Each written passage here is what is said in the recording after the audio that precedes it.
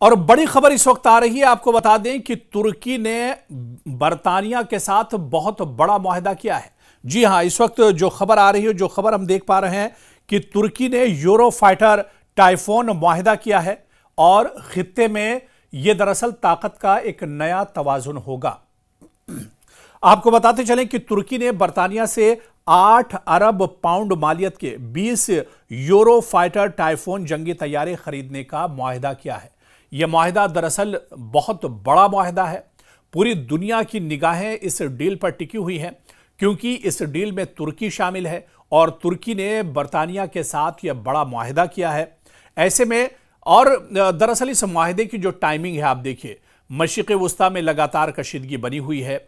इसके अलावा रशिया और यूक्रेन की जंग चल रही है और तुर्की के बारे में खासतौर से बताएं क्योंकि तुर्की नेटो का हिस्सा है। इस वजह से भी पूरी दुनिया की निगाहें इस पर टिकी हुई हैं और अमेरिका भी कहीं ना कहीं रजब तैयब एर्दोगान और तुर्की की बहुत पासदारी करता है। और ऐसे में ब्रिटेन के साथ और रजब तैयब एर्दोगान का और तुर्की का इतना बड़ा या इतनी बड़ी जो डील हुई है, 8 अरब पाउंड मालियत के 20 यूरो फाइटर टाइफून जंगी तैयारे खरीदने का ये मुआहदा है, ये डील है जो एक तरह से तय पा गई है।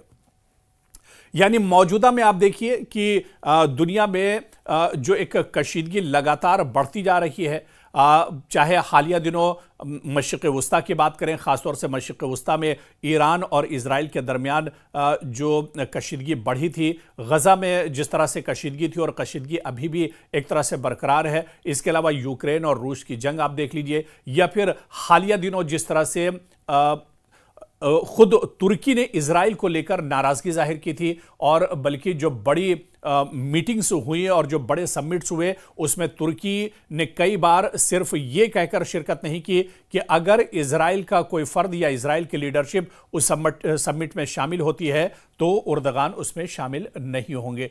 तो कहीं ना कहीं मिस्र में हालिया दिनों जिस तरह से एक बड़ी समिट हुई थी मशरिक़ वुस्ता को लेकर और फ़िलिस्तीन को लेकर, गज़ा में जो जंग चल रही थी उस डील को लेकर जो बड़ी बैठक मिस्र में हुई थी, वहां पर एर्दोगान तब तक नहीं पहुंचे थे जब तक ये माना जा रहा था कि इस बैठक में दरअसल इजराइल के वज़ीर आज़म बिन्यामिन नेतन्याहू भी आएंगे। लेकिन जब यह साफ हो गया कि बिन्यामिन नेतन्याहू नहीं आ रहे हैं, उसके बाद ही रजब तैयब एर्दोगान उस बैठक में पहुंचे थे। तो कशीदगी चारों तरफ एक तरह से बढ़ती जा रही है। हालिया दिनों आप देख लीजिए, ईरान के वज़ीर ख़ारजा ने रूस और चीन का दौरा किया है, पुतिन से और शी जिनपिंग से उन्होंने मुलाकात की है। इसे एक और तरह की गिरोहबंदी के तौर पर दुनिया के नक्शे पर देखा जा रहा है। यानी अगर कशीदगी मशरिक़ वुस्ता में बढ़ती है, इजराइल का प्रेशर अगर ईरान पर बढ़ता है, अमेरिका अगर ईरान पर दबाव बनाता है, तो ईरान को लेकर अब ईरान के साथ भी रूस और चीन एक तरह से खड़े हैं। तो पूरी ये जो गिरोहबंदी हो रही है और जिस तरह से कशीदगी के बीच में जो हालात हैं पूरी दुनिया की, या जो सियासी हालात अब बनते जा रहे हैं, ऐसे में तुर्की का बरतानिया के साथ ये मुआहदा बहुत अहम माना जा रहा है। और ये छोटी मोटी डील भी नहीं है, 8 अरब पाउंड की ये डील है जो एक तरह से की गई है। दरअसल आप देखिए कि इस मुआहदे को एक तारीखी लम्हा करार दिया जा रहा है क्योंकि ये नेटो के मुश्तरका सिक्योरिटी के लिए भी काफ़ी अहम माना जा रहा है। दरअसल रजब तैयब एर्दोगान ने इशारा दिया है कि मुस्तकबिल में दिफाई सनत के मुश्तरका मंसूबे भी शुरू किए जा सकते हैं और ये डील दोनों मुलाकात के ममालिक के दरमियान एक नई स्ट्रेटेजिक ताउन की बुनियाद भी एक तरह से बनती दिखाई दे रही है। तो अब इस डील के बाद आप देखिए कि तुर्की और ज्यादा ताकतवर हो जाएगा। इस्लामी ममालिक में मौजूदा में अगर देखा जाए, पाकिस्तान की बात कर लें, न्यूक्लियर ताकत है, या इसके अलावा से तुर्की की बात कर लें, तुर्की काफ़ी ज़्यादा ताकतवर मुल्क माना जाता है और इसी वजह से माहिरीन मानते हैं कि आने वाले दिनों में इस डील के बाद, इस मुआहदे के बाद तुर्की और ज़्यादा ताकतवर हो जाएगा। ख़ासतौर पर असलहे और हथियार के तौर पर, जंगी या लेटेस्ट जो असलहा है उसके तौर पर तुर्की एक तरह से और ज़्यादा मजबूत हो जाएगा। तुर्की दरअसल अपने आप को इस वजह से भी मजबूत करना चाहता है क्योंकि मशरिक़ वस्ता में जब हालात कशीदा होते हैं या इस्लामी ममालिक में अगर हालात ख़राब होते हैं और तो जो सबसे बड़ी जिम्मेदारी बनती है वो दरअसल तुर्की की बनती है। और तुर्की हमेशा से अब चाहे फ़लस्तीन का मामला रहा हो, चाहे गज़ा का मामला हो, चाहे ईरान की जंग हो, चाहे इससे पहले शाम और मिस्र में जिस तरह से इजराइल ने अटैक किया था, वहाँ पर जहाँ पर भी सालसी की ज़रूरत होती है या जंग जैसे जो हालात और जो कशीदगी होती है उसे कम करने की अगर ज़रूरत होती है तो फिर वहाँ पर सीधे सीधे तुर्की की एंट्री होती है। रजब तैयब एर्दोगान इससे पहले भी कई मुल्कों के दरमियान और ख़ास तौर से जो अरब ममालिक हैं उनके दरमियान अगर कोई कशीदगी होती है तो रजब तैयब एर्दोगान कहीं ना कहीं चौधरी बनकर सामने आते हैं और वहाँ पर कशीदगी कम कराते हैं। और अब जब असलहे के एतबार से और बरतानिया के साथ इस डील के बाद तुर्की और ज़्यादा मजबूत हो जाएगा। ऐसे में दुनिया के दूसरे ममालिक के बीच में या दुनिया के जो बड़ी ताकतें हैं उसमें तुर्की को लेकर एक तरह से अहमियत और ज़्यादा आने वाले दिनों में बढ़ जाएगी। तो ऐसे में इस डील के कई दरअसल माने निकाले जा रहे हैं क्योंकि तुर्की नेटो का भी मेंबर है और नेटो ममालिक में भी तुर्की की अहमियत इस डील के बाद कहीं ना कहीं और ज़्यादा एक तरह से बढ़ जाएगी। और इस तरह से आप देखिए कि मुल्की दिफाई सनत की खुद किफ़ालत का मकसद जो है वो भी तुर्की का पूरा हो जाएगा। अमेरिका के साथ F-35 प्रोग्राम तनाज़े के बाद इसे एक दरअसल नई स्ट्रेटेजी और हिकमत अमली के तौर से देखा जा रहा है। मुस्तकबिल में इजरायली F-35 और दीगर जदीद तैयारों का मुतबादिल इसे बनता हुआ देखा जा सकता है। टाइफून आर्जी मगर ज़रूरी खलापुर करेगा, जबकि KAAN मुस्तकबिल का स्ट्रेटेजिक असासा भी ये दरअसल हो सकता है तुर्की के लिए। तो कहीं ना कहीं नेटो में तुर्की की स्ट्रेटेजिक अहमियत की वापसी एक तरह से होगी। खित्ते में ताकत के तवाजुन में मुमकिन तब्दीली देखने को मिल सकती है। दिफाई सनत में तुर्क और बरतानवी इश्तराक का एक नया दौर जो है वो शुरू हो सकता है और तुर्की की वसी कौमी दिफाई हिकमत अमली का इसे एक बहुत बड़ा हिस्सा माना जा रहा है।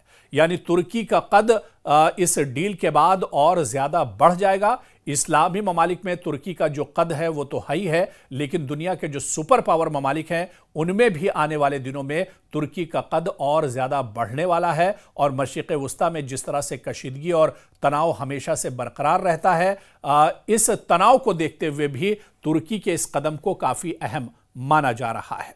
और बड़ी खबर इस वक्त आ रही है, आपको बता दें कि तुर्की ने बरतानिया के साथ बहुत बड़ा मुआहदा किया है। जी हां, इस वक्त जो खबर आ रही है, जो खबर हम देख पा रहे हैं कि तुर्की ने यूरो फाइटर टाइफोन मुआहदा किया है और खित्ते में यह दरअसल ताकत का एक नया तवाजुन होगा। आपको बताते चलें कि तुर्की ने बरतानिया से 8 अरब पाउंड मालियत के 20 यूरो फाइटर टाइफोन जंगी तैयारे खरीदने का मुआहदा किया है। यह मुआहदा दरअसल बहुत बड़ा मुआहदा है। पूरी दुनिया की निगाहें इस डील पर टिकी हुई हैं क्योंकि इस डील में तुर्की शामिल है और तुर्की ने बरतानिया के साथ यह बड़ा मुआहदा किया है। ऐसे में और दरअसल इस मुआहदे की जो टाइमिंग है आप देखिए, मशरिक़ वस्ता में लगातार कशीदगी बनी हुई है। इसके अलावा रशिया और यूक्रेन की जंग चल रही है। और तुर्की के बारे में खास तौर से बताएं क्योंकि तुर्की नेटो का हिस्सा है, इस वजह से भी पूरी दुनिया की निगाहें इस पर टिकी हुई हैं। और अमेरिका भी कहीं ना कहीं रजब तैयब एर्दोगान और तुर्की की बहुत पासदारी करता है। और ऐसे में ब्रिटेन के साथ और रजब तैयब एर्दोगान का और तुर्की का इतना बड़ा या इतनी बड़ी जो डील हुई है, 8 अरब पाउंड मालियत के 20 यूरो फाइटर टाइफून जंगी तैयारे खरीदने का ये मुआहदा है, ये डील है जो एक तरह से तय पा गई है।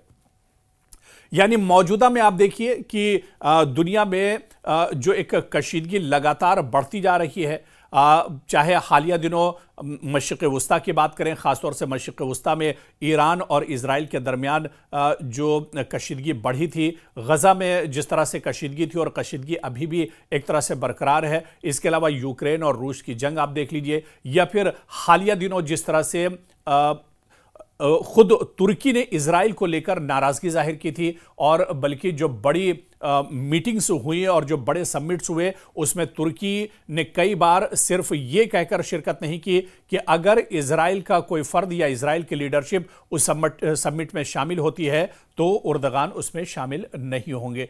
तो कहीं ना कहीं मिस्र में हालिया दिनों जिस तरह से एक बड़ी समिट हुई थी मशरिक़ वुस्ता को लेकर और फ़िलिस्तीन को लेकर, गज़ा में जो जंग चल रही थी उस डील को लेकर जो बड़ी बैठक मिस्र में हुई थी, वहां पर उर्दगान तब तक नहीं पहुंचे थे जब तक ये माना जा रहा था कि इस बैठक में दरअसल इजराइल के वज़ीर आज़म बिन्यामिन नेतन्याहू भी आएंगे। लेकिन जब यह साफ हो गया कि बिन्यामिन नेतन्याहू नहीं आ रहे हैं, उसके बाद ही रजब तैयब उर्दगान उस बैठक में पहुंचे थे।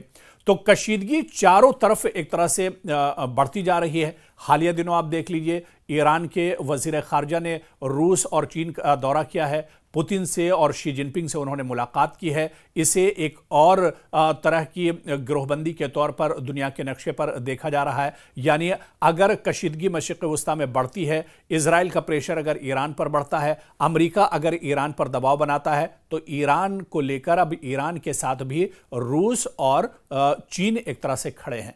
तो पूरी ये जो गिरोहबंदी हो रही है और जिस तरह से कशीदगी के बीच में जो हालात हैं पूरी दुनिया की, या जो सियासी हालात अब बनते जा रहे हैं, ऐसे में तुर्की का बरतानिया के साथ ये मुआहदा बहुत अहम माना जा रहा है। और ये छोटी मोटी डील भी नहीं है, 8 अरब पाउंड की ये डील है जो एक तरह से की गई है। दरअसल आप देखिए कि इस मुआहदे को एक तारीखी लम्हा करार दिया जा रहा है क्योंकि ये नेटो के मुश्तरका सिक्योरिटी के लिए भी काफ़ी अहम माना जा रहा है। दरअसल रजब तैयब उर्दगान ने इशारा दिया है कि मुस्तकबिल में दिफाई सनत के मुश्तरका मंसूबे भी शुरू किए जा सकते हैं और ये डील दोनों मुलाकात के ममालिक के दरमियान एक नई स्ट्रेटेजिक ताउन की बुनियाद भी एक तरह से बनती दिखाई दे रही है। तो अब इस डील के बाद आप देखिए कि तुर्की और ज़्यादा ताकतवर हो जाएगा। इस्लामी ममालिक में मौजूदा में अगर देखा जाए, पाकिस्तान की बात कर लें, न्यूक्लियर ताकत है, या इसके अलावा से तुर्की की बात कर लें, तुर्की काफ़ी ज़्यादा ताकतवर मुल्क माना जाता है। और इसी वजह से माहिरीन मानते हैं कि आने वाले दिनों में इस डील के बाद, इस मुआहदे के बाद तुर्की और ज़्यादा ताकतवर हो जाएगा, ख़ासतौर पर असलहे और हथियार के तौर पर, जंगी या लेटेस्ट जो असलहा है उसके तौर पर तुर्की एक तरह से और ज़्यादा मजबूत हो जाएगा। तुर्की दरअसल अपने आप को इस वजह से भी मजबूत करना चाहता है क्योंकि मशरिक़ वुस्ता में जब हालात कशीदा होते हैं या इस्लामी ममालिक में अगर हालात ख़राब होते हैं, और तो जो सबसे बड़ी जिम्मेदारी बनती है वो दरअसल तुर्की की बनती है। और तुर्की हमेशा से, अब चाहे फ़िलिस्तीन का मामला रहा हो, चाहे गज़ा का मामला हो, चाहे ईरान की जंग हो, चाहे इससे पहले शाम और मिस्र में जिस तरह से इजराइल ने अटैक किया था, वहाँ पर जहाँ पर भी सालसी की ज़रूरत होती है या जंग जैसे जो हालात और जो कशीदगी होती है उसे कम करने की अगर जरूरत होती है, तो फिर वहां पर सीधे सीधे तुर्की की एंट्री होती है। रजब तैयब उर्दगान इससे पहले भी कई मुल्कों के दरमियान और ख़ासतौर से जो अरब ममालिक हैं उनके दरमियान अगर कोई कशीदगी होती है तो रजब तैयब उर्दगान कहीं ना कहीं चौधरी बनकर सामने आते हैं और वहां पर कशीदगी कम कराते हैं। और अब जब असलहे के एतबार से और बरतानिया के साथ इस डील के बाद तुर्की और ज़्यादा मजबूत हो जाएगा, ऐसे में दुनिया के दूसरे ममालिक के बीच में या दुनिया के जो बड़ी ताकतें हैं उसमें तुर्की को लेकर एक तरह से अहमियत और ज़्यादा आने वाले दिनों में बढ़ जाएगी। तो ऐसे में इस डील के कई दरअसल माने निकाले जा रहे हैं क्योंकि तुर्की नेटो का भी मेंबर है और नेटो ममालिक में भी तुर्की की अहमियत इस डील के बाद कहीं ना कहीं और ज़्यादा एक तरह से बढ़ जाएगी। और इस तरह से आप देखिए कि मुल्की दिफाई सनत की खुद किफ़ालत का मकसद जो है वो भी तुर्की का पूरा हो जाएगा। अमेरिका के साथ F-35 प्रोग्राम तनाज़े के बाद इसे एक दरअसल नई स्ट्रेटेजी और हिकमत अमली के तौर से देखा जा रहा है। मुस्तकबिल में इजरायली F-35 और दीगर जदीद तैयारों का मुतबादिल इसे बनता हुआ देखा जा सकता है। टाइफून आर्जी मगर ज़रूरी खलापुर करेगा, जबकि KAAN मुस्तकबिल का स्ट्रेटेजिक असासा भी ये दरअसल हो सकता है तुर्की के लिए। तो कहीं ना कहीं नेटो में तुर्की की स्ट्रेटेजिक अहमियत की वापसी एक तरह से होगी। खित्ते में ताकत के तवाजुन में मुमकिन तब्दीली देखने को मिल सकती है। दिफाई सनत में तुर्क और बरतानवी इश्तराक का एक नया दौर जो है वो शुरू हो सकता है और तुर्की की वसी कौमी दिफाई हिकमत अमली का इसे एक बहुत बड़ा हिस्सा माना जा रहा है। यानी तुर्की का कद इस डील के बाद और ज्यादा बढ़ जाएगा। इस्लामी ममालिक में तुर्की का जो कद है वो तो ही है, लेकिन दुनिया के जो सुपर पावर ममालिक हैं उनमें भी आने वाले दिनों में तुर्की का कद और ज्यादा बढ़ने वाला है। और मशरिक़ वुस्ता में जिस तरह से कशीदगी और तनाव हमेशा से बरकरार रहता है, इस तनाव को देखते हुए भी तुर्की के इस कदम को काफी अहम माना जा रहा है।